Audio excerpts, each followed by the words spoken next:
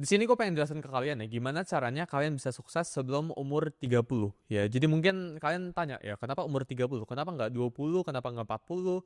Kenapa harus sukses sebelum umur 30? Banyak banget dari kalian ya yang pikir kalau sukses di usia yang muda ya, kayak contohnya di bawah 30, kayak misalnya gue di 19, orang di 20 dan sebagainya. Baik banget orang yang udah punya miliaran dan hidupnya udah sukses tanda kutip gitu ya.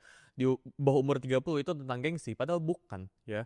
Sukses di usia yang muda itu tentang menghemat waktu. Karena ketika kalian masih di bawah 30 ya, jumlah energi kalian itu masih baik banget ya, lu masih muda gitu ya. Jumlah waktu kalian yang kalian bisa habisin itu masih baik banget, jumlah cerita gagalnya kita ngomong ya, sama toleransi sakit kalian itu masih banyak ya. Jadi kan masih bisa error gerak-gerak salah gagal berkali-kali di bawah umur 30 itu masih bisa. Sedangkan orang yang suksesnya di atas umur 30 atau baru berkarir atau baru mencoba buat berkarir di atas umur 30, mereka itu udah tolerance levelnya udah susah ya, mereka itu udah nggak bisa banyak gagal. Ruang mereka buat gagal itu semakin sedikit ya ketika kalian itu udah di atas umur 30. Sebelum lu umur 30 ya, lu itu boleh salah, lu nggak apa-apa ngelakuin banyak kesalahan gitu ya, tapi di saat lu di atas umur 30, kesalahan lu itu jadi mahal. Kenapa? Karena orang itu cenderung udah nikah ya dan berkeluarga, punya tanggungan, punya cicilan dan sebagainya, itu di atas umur 30 udah punya tanggung jawab yang lebih banyak. Uang yang kalian punya ya, skill stacking yang kalian punya, reputasi yang kalian punya itu compound. Semuanya itu berkompound setiap tahunnya, setiap harinya. Dan ketika kalian udah bisa mulai itu di usia yang lebih muda, hasilnya itu akan jauh lebih berbuah ya di saat kalian mulainya itu masih muda dibandingkan kalian mulainya